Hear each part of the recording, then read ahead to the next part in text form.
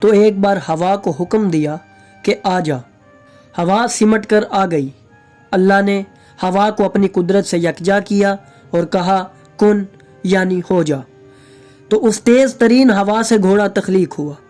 नाजरीन, चूँकि हवा को अरबी में रीह कहा जाता है, इसी वजह से वो घोड़ा जिसे इस्माईल अलैहिस्सलाम ने सबसे पहले मुसख्खर किया, उसका नाम राह रखा गया। इसी घोड़े की नस्ल से वो घोड़े पैदा हुए जो अहले बैत अलैहिस्सलाम के तसर्रुफ में रहे। जुलजना भी उन्हीं में से एक था।